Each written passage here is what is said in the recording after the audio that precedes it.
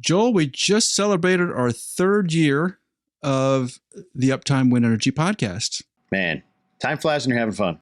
Yeah. We're entering year 4. I can't even believe it that we've been doing the podcast that long every week, pretty religiously, and bringing our faithful listeners the information they want to hear in regards to wind energy. It's a lot of work. Joel, you've seen me deep dive into the news effort that goes on every week. We're trying to bring everybody the latest and greatest, and the news you probably haven't seen in regards to wind energy, not only in the United States, but across the world. And this week is no exception. To start off this week, we have a couple of legal items. Vineyard Wind is involved in 4 different lawsuits at the moment that are dealing with fisheries and landowners. And those are coming to a close here shortly, we hope. And then GE's and Siemens Gamesa have finally settled their patent dispute, and that's good news for both sides. And then Joel and I take a deep dive into the Department of Energy and their new US Offshore Wind Strategy and what that means for the wind industry over the next couple of years. And sticking with the talk on the U.S. trying to put forth a strategy with offshore wind, we also chat about RWE and BP both launching offshore wind innovation challenges. So trying to figure out what's out there in the market to reduce the levelized cost of energy and then be a little bit easier on the environment at the same time, some circularity and ESG things. After we chat about that, we're going to talk about Siemens Gamesa landing a 95 wind turbine order from Scottish Power for the East Anglia 3 project of their big flagship offshore turbine. And then as that is going on in other parts of the world, we're going to jump to Sweden. Sweden talking about the percentages of wind projects that they've actually turned down at the governmental level. And you'll be, I think, quite surprised to hear how high those numbers are. And then, of course, the Rattlesnake Creek Wind Farm is our wind farm of the week over there in Nebraska. We're going to do a little bit of chatting through that one. I'm Alan Hall, president of WeatherGuard Lightning Tech, and I'm here with my good friend from Wind Power Lab, Joel Saxum, and this is the Uptime Wind Energy Podcast.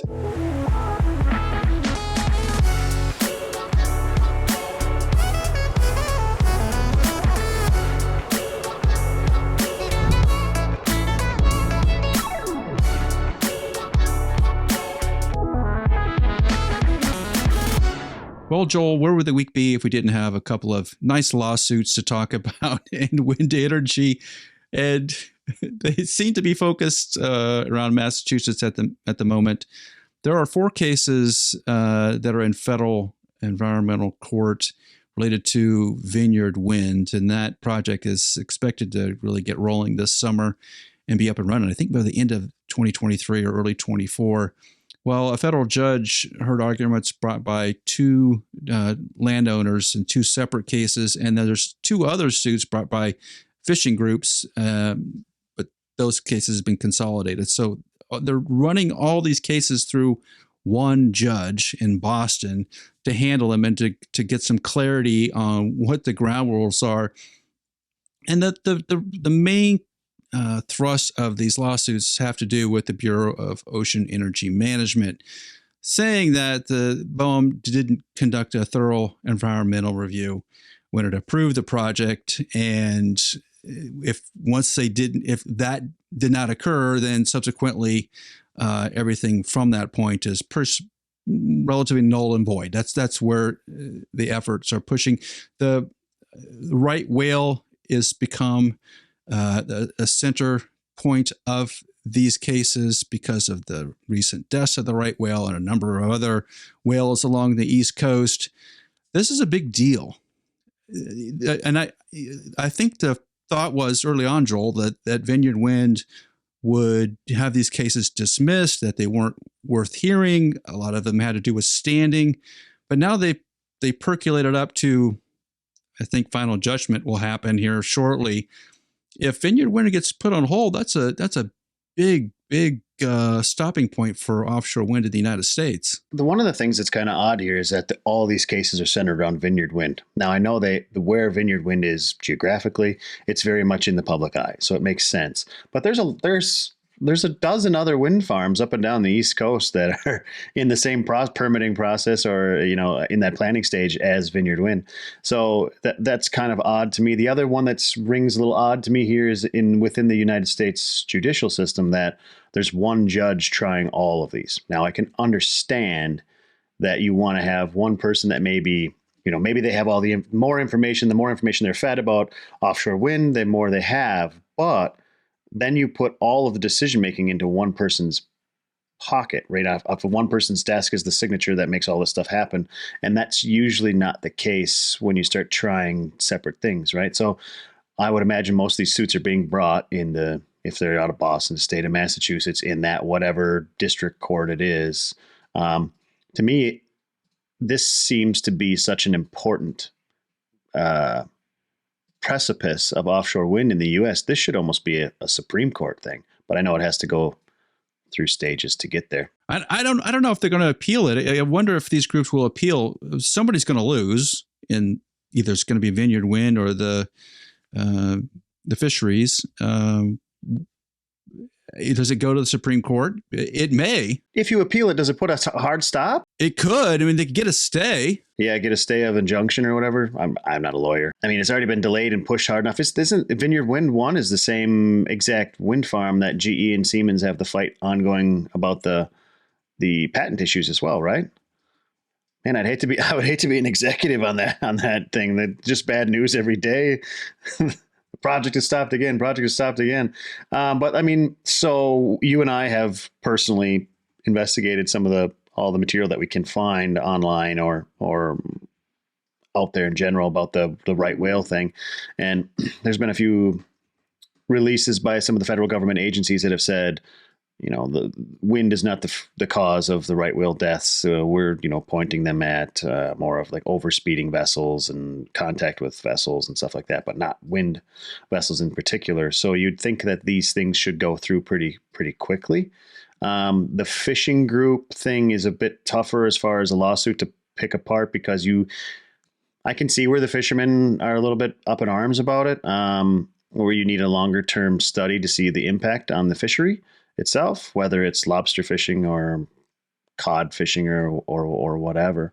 But if you can point to other studies, the best fishing in the Gulf of Mexico near shore Texas is right next to all the platforms.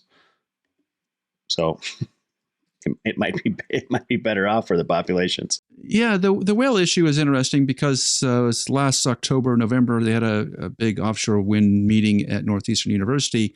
And one of the presentations was about the right whales and how they were going to pass through that area.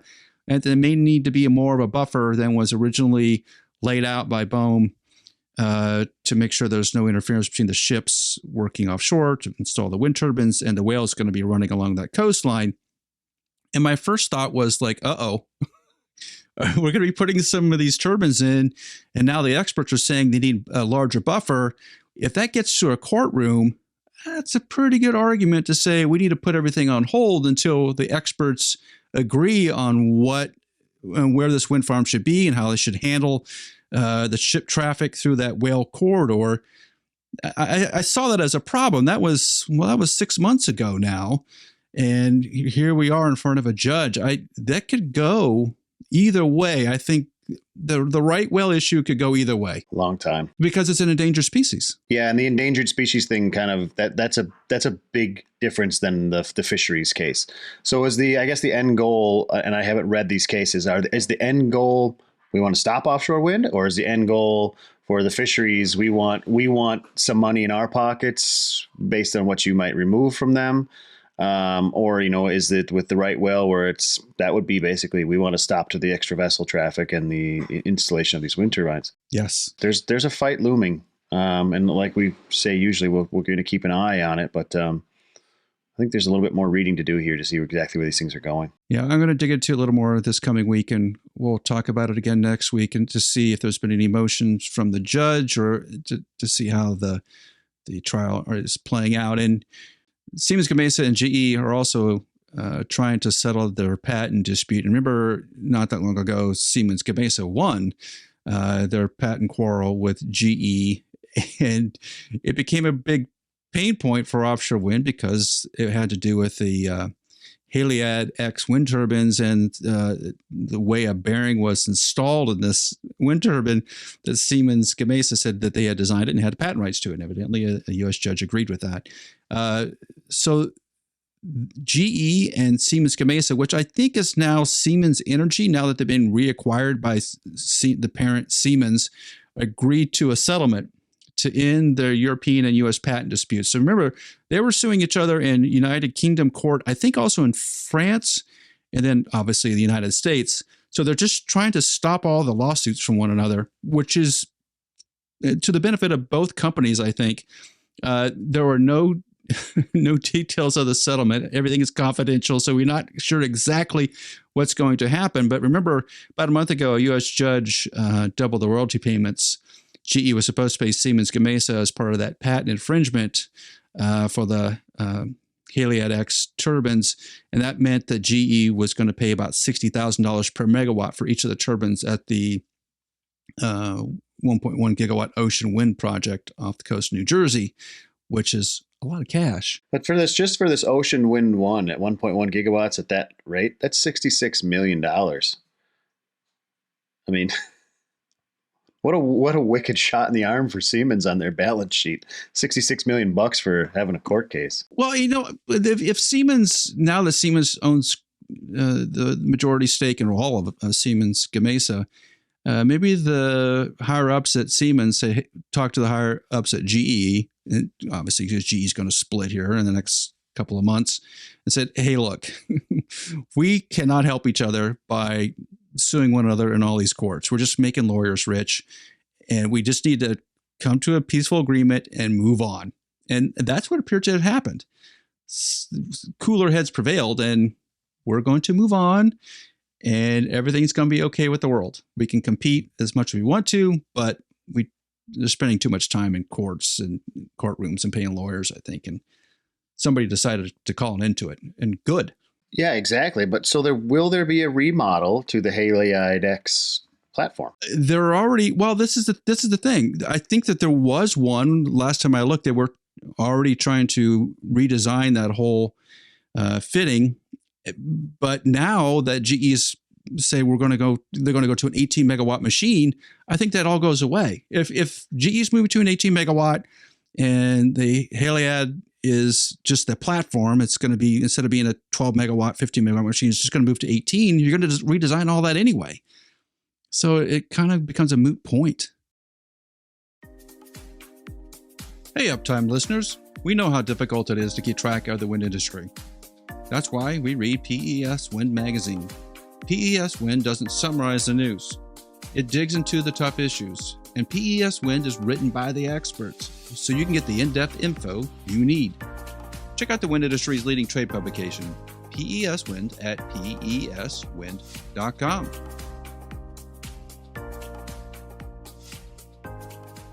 So the U.S. Department of Energy released its Offshore Wind Energy Strategy document a couple of days ago now. And that strategy aims to set the nation on a pathway to 110 gigawatts or more by 2050. Yikes. That's a lot of power. Another 80 between 2030 and 2050? Yeah. Let's get to 30 first, then we can figure out the rest. The strategy categorizes DOE's offshore wind efforts into 4 pillars, Joel. There's 4. The Near Offshore Wind Initiative, the Forward Program, the Connect Initiative, and the Transform Initiative.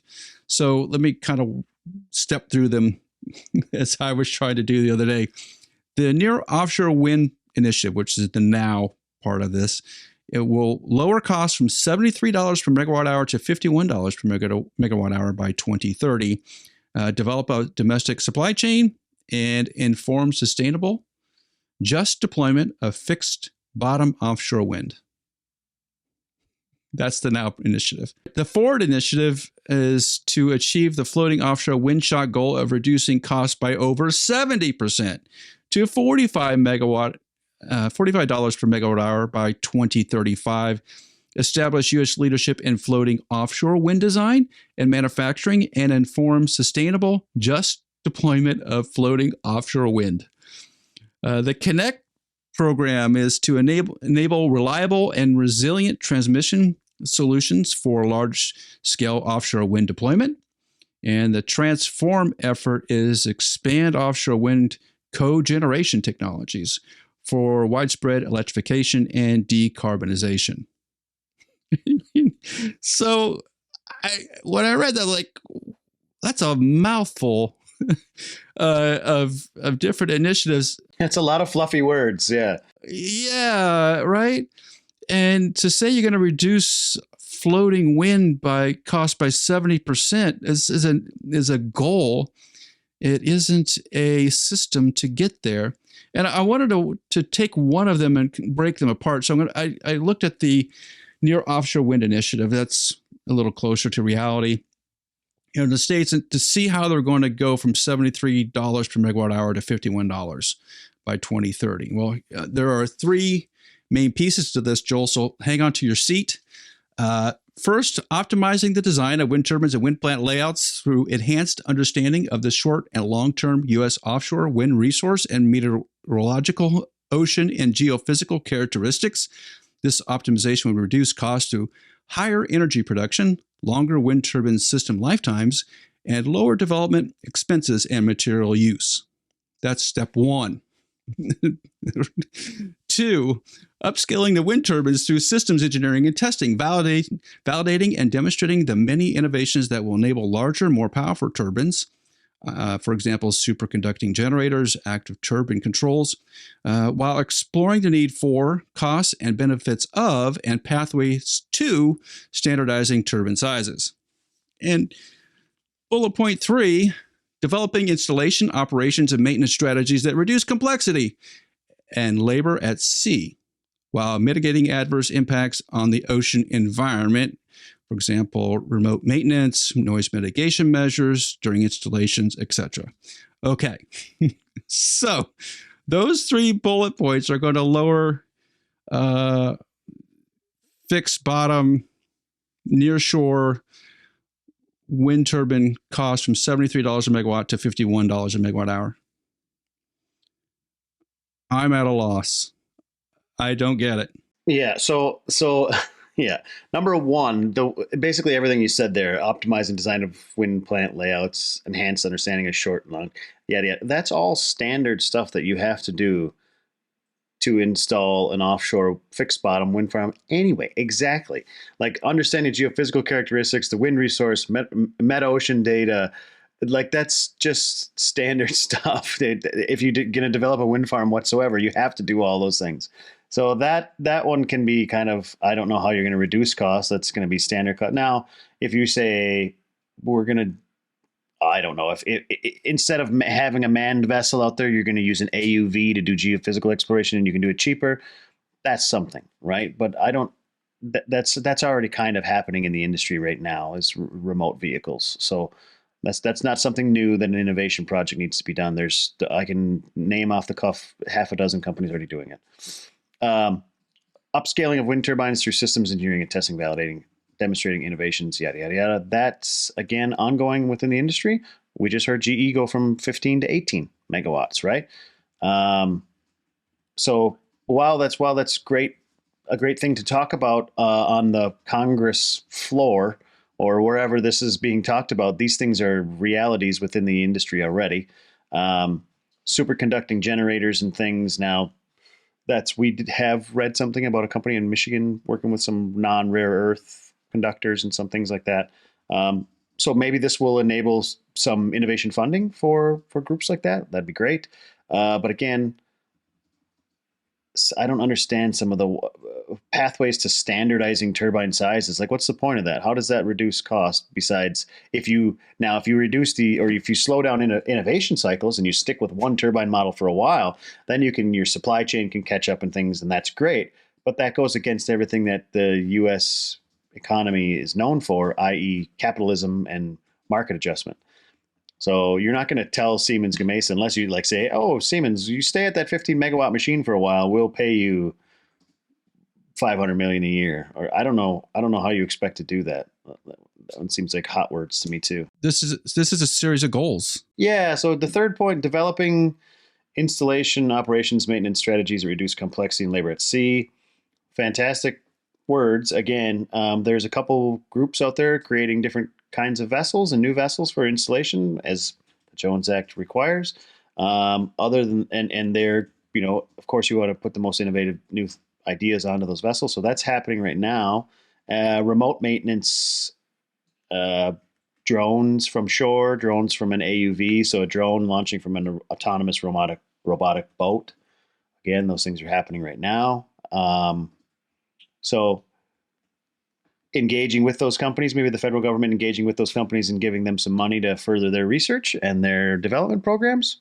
Great. But this doesn't really point out a process to get that done or how much money's there or what. They're just saying this. Basically, they're saying all of these things would be nice. And we're going to cut the cost of near offshore wind by 30% by doing all of them.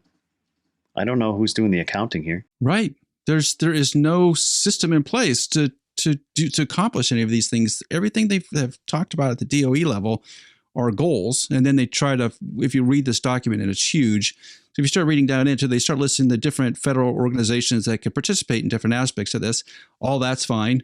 But who's going to do it? Who's going to do the heavy lifting? You're talking about significant changes in wind turbine design, the substation design, to drop prices down by a third. That's not realizable. As an engineer, I'm telling you that's not going to happen. Now, the PPAs that, for example, Commonwealth Wind had negotiated with the state of Massachusetts were about $74 a megawatt hour. And Commonwealth Wind is stepping away from those because they said that PPAs are too low.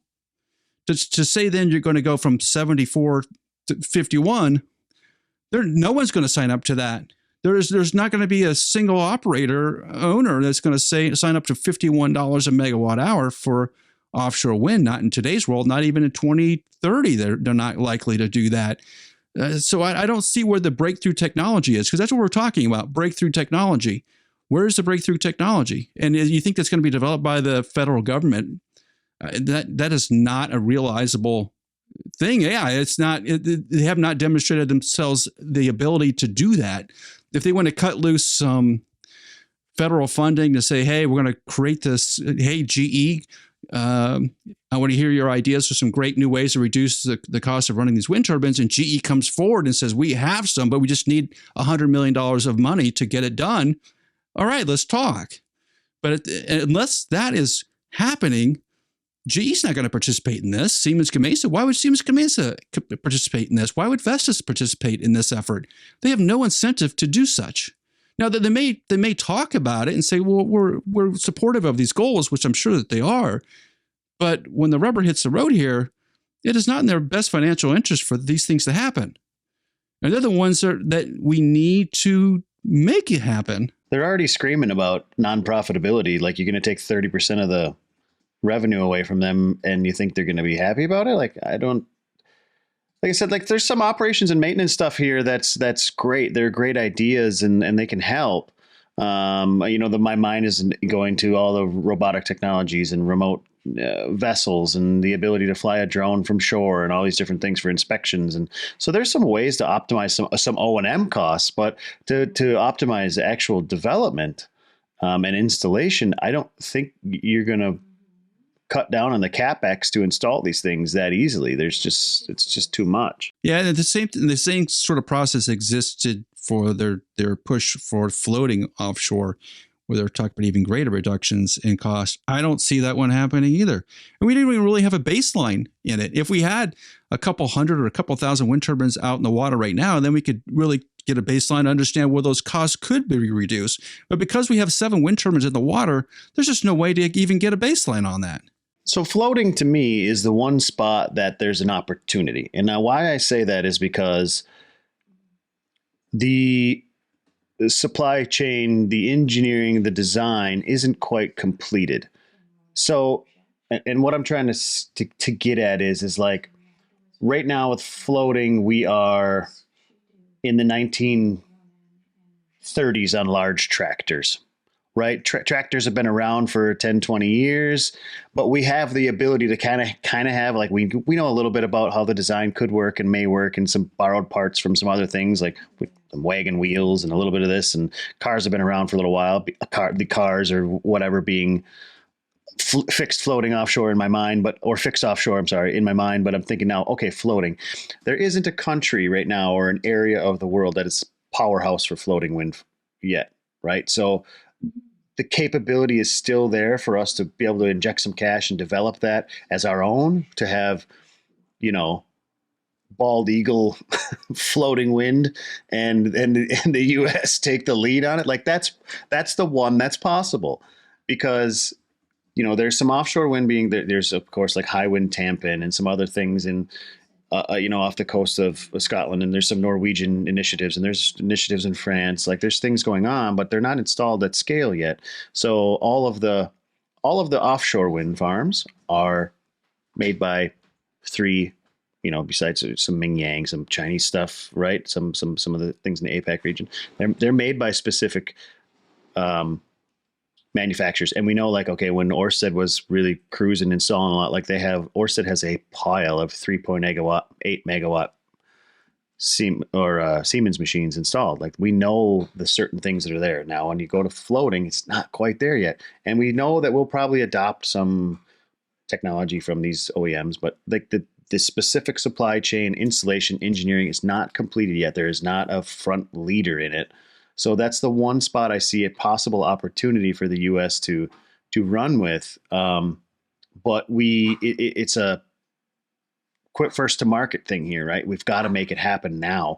That can't be the thing that we wait till 2035 for, because it won't happen. I mean, and to put it in perspective, time goes quick, right? I keep thinking 2030, 10 years away. No, it's 6.5 years away. Like, 6.5 years is not much time in the industrial world to develop something, right? We've been working on the F-35 Joint Strike Fighter since 2004 or something like that. Longer than that, I think. Yeah, the 90s. Yeah, so like in the industrial world, 6.5 years is not much time. Okay, so let's just say that floating may be the place where you could lower material costs down. Let's just say that. I think that's probably doable. The only place to really grab some cost reduction is to use a non-US, non-European wind turbine. At that point, you're talking about using wind turbines that are developed in China.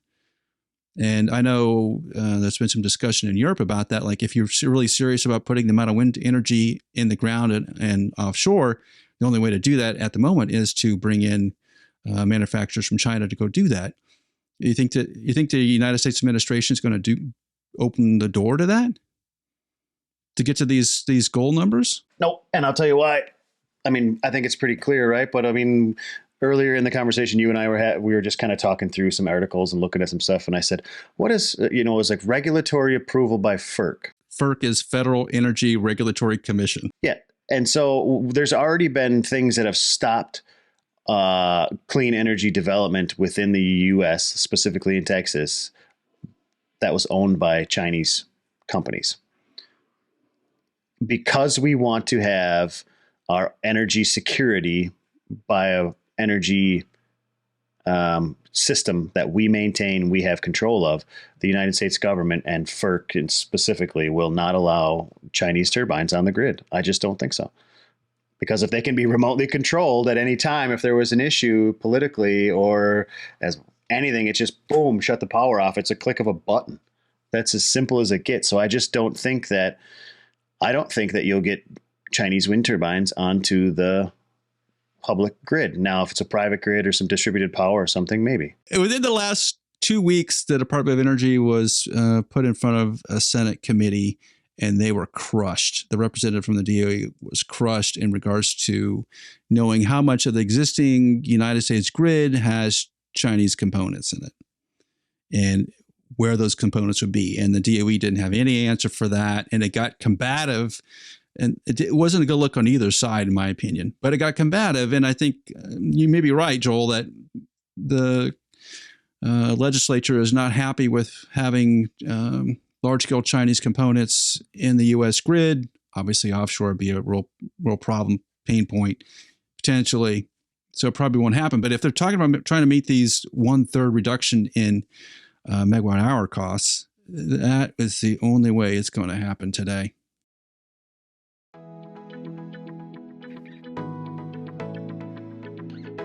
Ping Monitor is a continuous blade monitoring system which allows wind farm operators to stay ahead of maintenance. Wind techs can often hear damaged blades from the ground, but they can't continuously monitor all the turbines. They also can't calculate how bad the damage is or how fast it's propagating based on sound, but Ping can. Ping's acoustic system is being used on over 600 turbines worldwide. It allows operators to discover damage before it gets expensive and prioritize maintenance needs across their fleet, and it pays for itself the first time it identifies serious damage or saves you from doing an unnecessary visual inspection. Stop flying blind out there. Get Ping's ears on your turbines. Learn more at pingmonitor.co.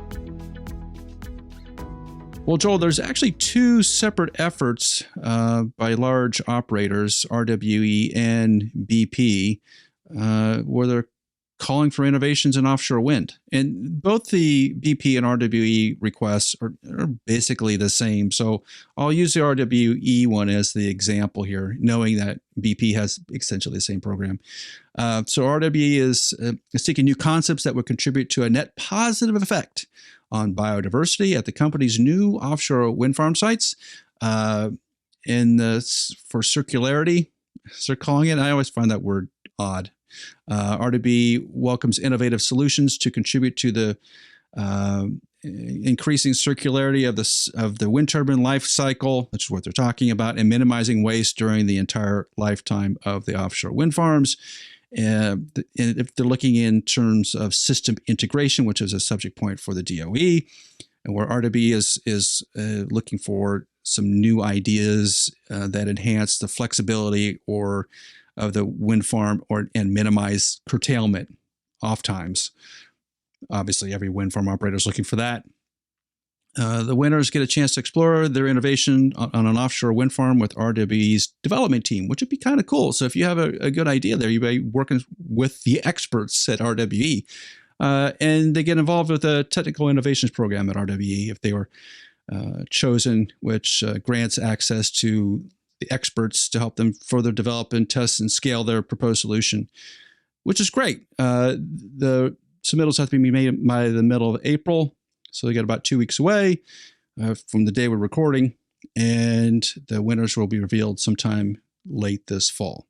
So you're looking at operators, not wind turbine designers, but operators, BP and RWE, that are wanting to reduce the amount of waste that's contributed during the build and during the operations. Also try to help the fish and the wildlife that are around those turbines. But they're also trying to keep the uptime and expand it and produce more power. And I think that's probably where they're going to get the most feedback on is these are things that here's some ideas to keep the wind turbines turning with less cost. It's basically anything that helps with an ESG goal or keeps the turbines running, right? So I think there's probably a lot of players out there, a lot of people out there with smaller companies or development companies, smaller engineering firms that have a little tool or some, a CMS system or something to help with lightning, such as yourselves. This may be an open and an opportunity to get in with RWE, to talk to them, to get to be able to be a part of or get involved with their technical innovation team, which is great exposure for anybody. So I think you look to these. RWE is one of those companies, when you go to any conference, you see them sitting up on panels, right? There's always someone from RWE up on a panel. There's someone a lot of times from BP on a panel, from Ørsted on a panel, NextAir on a panel. So these are the thought leaders you want to see in the market, and that they're putting this out there. Great, because what happens to them and what they learn from this, I hope they share it with the rest of the world. Hopefully they share it with the smaller developers to show how we can, because everything here is about being better with the environment. That's why we're all in clean energy. And then also lowering the cost of energy, the levelized cost of energy, right? So whatever these big players that have some of the budgets to be able to do these things are, fantastic. So get some people in there, learn some things, and share the information with the rest of the world. Hopefully at one of the next conferences or in a year or two, we hear about what came out of this program, and it can help the rest of the operators out there. Two companies came to mind immediately. ArcVera, in terms of wakes and predicting what the wake turbulence is going to be, and Windesco, because they have that big campaign down at the Milford sites down in Utah, which is very successful. And it's now a large scale effort to maximize the output of the farm, not just individual turbines. I think those two companies are really set up right now to take advantage of these initiatives, because obviously wakes are going to be a problem. Trying to maximize the output of a farm is already a problem, as we've predicted. And those two companies have solutions on deck. And if BP or RWE opened up a site, like to Windesco, for example, say, all right, here's an existing site. We want to try your technology on this wind farm out in Scotland or wherever it may be. Let's go run this out and see if we can get 3, 4, 5% improvement in AEP. That would make tremendous sense. That would pay for itself multiple times over. Hands down. Right. And I think that's the way these projects will hopefully go, is you'll see companies like those take another step forward and really help reduce the cost of offshore wind, because they can add 3, 4, 5%. Something that to be sure to touch on here as well is, if you're one of our normal listeners in the U.S. and whatnot, you're not used to offshore wind usually, right? If you're over here, you haven't really dealt with offshore wind yet. Offshore wind is so difficult to get a company to allow you to test out an idea on their turbines, simply because it's so expensive for them, right? It costs dollars and thousands of dollars a day for the SOV. It costs, most of those turbines are 8, 10. If it's new wind farms that RW is talking about, 12, 14 megawatt machines. Shutting that thing down for an hour costs 10 times what it costs to shut down an onshore turbine, right? So the shutdown time, the logistics time, the planning, the effort that goes into trialing stuff on these offshore wind farms is very, very, very difficult. There's been a ton of drone companies that have tried to go offshore, and it's so hard to get the vessel time to test your solution. And a lot of them then go out and test it, and the IMUs fail because of magnetometers and the big metal boats and all this different stuff. That kind of stuff happens offshore.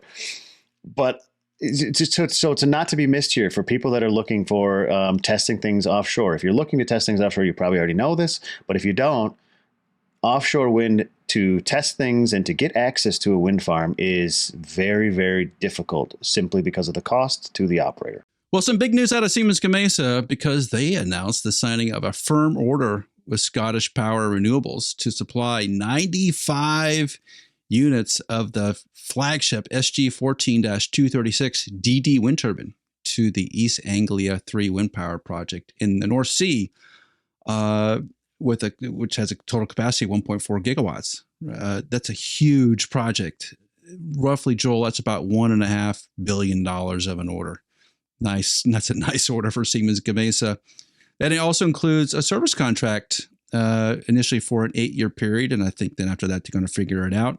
But it's a really nice step for Siemens Gamesa, and a really big order. East Anglia 3 is the second of 4 projects planned with Scottish Power Renewables in their 2.9 gigawatt total East Anglia hub development in the North Sea. The anticipated lifetime of the project will be 25 years, in which is going to kick off in 2026 and be part of the UK's 2050 net zero target. And in addition to that, that same 14236DD model, they've sold a number of those up in Denmark and in Poland, about another 2.8 gigawatts of those machines. So they're having some really nice orders with that 14 megawatt machine. That's a good sign for Siemens Gamesa right now to get an order of that size. That's helps sustain them, right? You need those orders once in a while, those sort of big gigawatt orders to keep the production line going. Well, our old friend Dan Blewett would say, you can win games playing small ball, but when you hit the home runs, man, does it feel good? I had a couple of colleagues that actually went to the test center there in Denmark, and this thing, the report back is, it's a monster. It is the first time you stand under a wind turbine, when you stand under like a 1.5 or something, if you've never done it, if you're new to listening to the wind, or you're a back office person that's never been to the field, you stand under a 1.5 megawatt machine and it's just like, wow, that thing is huge. And then you stand under like a 4 megawatt machine and you're like, that 1.5 was tiny. And now you're going to go stand under a 14. I mean, it's scary how big these things are. Well, and it's going to be their baseline for at least a little while GE is going to move to 18 megawatts and Vestas is going to hold at 15 megawatts, it sounds like. Siemens Gamesa has traction at 14 megawatts, will probably stay there quite a while. Obviously, if they can get it to 15 or 16, they will. But you need to sell some units, and they have.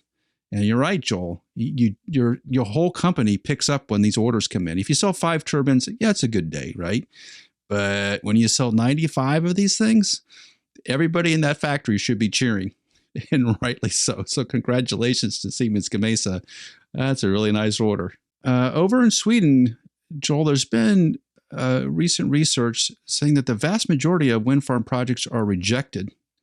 And this research has looked from 2020 through 2022, where I hate to even say these numbers because they're so high. A total of 80 wind farm projects were submitted between 2020 and 2022, and 54 rejected, while 1,021 of the 1,400 applications to install turbines were declined. Wow. In some of the southern regions, 78% of the applications were rejected. And compared to up north, 50% of the applications were rejected. So southern Sweden is rejecting wind turbines at a higher rate than northern Sweden. Municipalities in Sweden can stop wind farms at 3 different stages: after the application is submitted, in the formal consultation period, and then in early talks before consultations. So there's multiple stopping points. And it looks like the municipalities are hitting those stopping points and telling potential operators or bidders to stop, which is unique because Sweden has a capability of being really electrified. And that is one of the things we noticed when we were just in Sweden. The train we were on, which took us from Norway all the way to the Winter Wind Conference, that was electrified.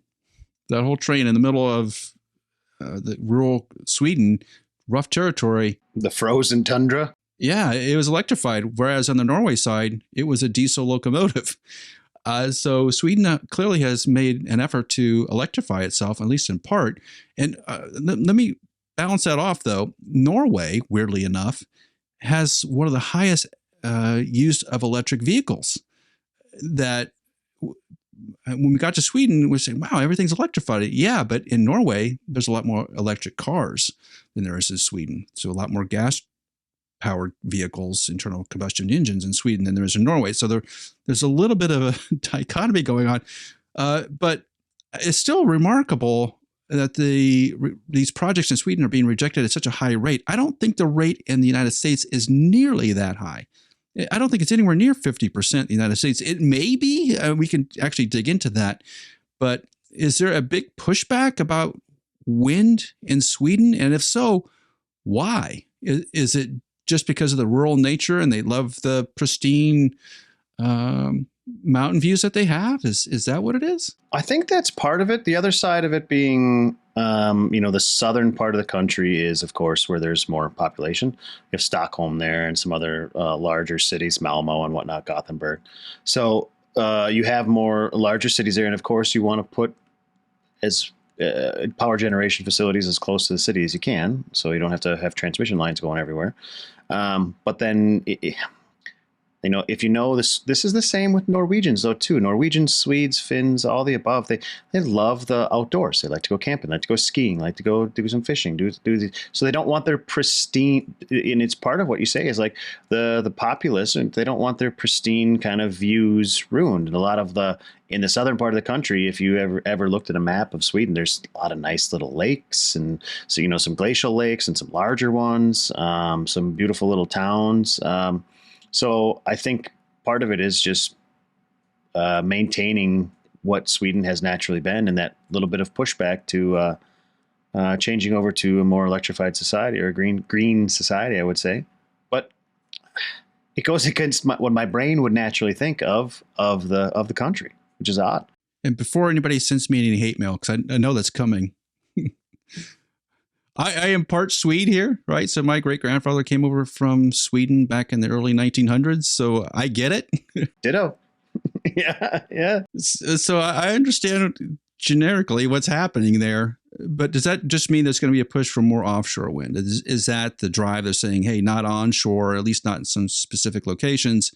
Is offshore then the window of opportunity for wind to be used in Sweden and Norway for that matter? Yeah, Norway, of course, they have the deep continental shelf off the west coast. So they're looking at floating wind more over there. I do believe that Sweden has some plans for some wind in the Baltic Sea. But if you look, off the southern tip of Sweden or southwestern side around Denmark and Germany, there is tons of offshore wind stacked all over in there, right? So they have the resource. They have the resource there. They can use it if they decide to. I'd like to ask some of my Danish colleagues what their thoughts are on why Sweden pushes back on this. But I don't know. We might get some calmer reunion battles going back in there between cousins and friends and Swedes, Norwegians and Danes. So maybe that's the answer. Maybe ultimately that's the answer. If Sweden is going to push, and I think they are, and that's where Greta Thunberg is from too, right? She's from Sweden. It's just weird to see these two things play together. Maybe offshore wind is the answer. And we did fly from, where were we? We were in Oslo, Norway. We're flying to Copenhagen. And when you're flying into Copenhagen, there's a number of wind turbines offshore there. They're everywhere. You go right over the top of them. Yeah. That's a cool sight to see. It is. It's remarkable. Everybody's taking pictures. At least the Americans were, because you've never seen anything like that. We have 7 wind turbines in the water. There are literally hundreds around there. It is a sight to see. Our wind farm of the week is Rattlesnake Creek Wind Farm in Nebraska. And it's located, if you know your geography, Joel, it's up in northeastern Nebraska, right across the state line from Sioux City, Iowa. The site is owned by Enel Green Power, and it's one of the largest farms in Nebraska with 318 megawatts being produced from its 101 Acciona 3.15 megawatt turbines. Began operation at the end of 2018. And you wouldn't have guessed this, but it is providing power to Facebook and Adobe as part of their green energy investments. And the amount of money that went into that site locally to get that whole site developed was a little over $400 million. And $400 million in that part of Nebraska is a lot of money. Good for them. I'm sure it was a big driver to the local community. At least I hope that it was. I'm from Nebraska, but this place is pretty far north from where I am. But that's an interesting amount of money to go into a sort of a rural part of Nebraska. The other part about this, I'll say, is I haven't seen a rattlesnake in Nebraska because it tends to get really cold. So to call it Rattlesnake Creek Wind Farm, it's a little odd, but maybe there's an existing Rattlesnake Creek there. I've been a lot of places in Nebraska. I've never heard of a rattlesnake, never been around a rattlesnake. Not to say that they don't exist there, but they tend to live a little further south where it's warmer. It sounds like one time one person saw one rattlesnake in that creek, and that's how it got its name. Or it's a way to keep out other settlers. Yeah, there you go. Hey, there it is. Yeah, it's to keep out other settlers. Oh, there's rattlesnakes near that creek over there. Man, well, might as well head to South Dakota. We're okay over here. Yeah. So Rattlesnake Creek Wind Farm is our wind farm of the week. That's going to do it for this week's Uptime Wind Energy Podcast. Thanks for listening. Please give us a 5-star rating on your podcast platform and subscribe in the show notes below to Uptime Tech News, our weekly newsletter. And check out Rosemary's YouTube channel, Engineering with Rosie. And we'll see you here next week on the Uptime Wind Energy Podcast.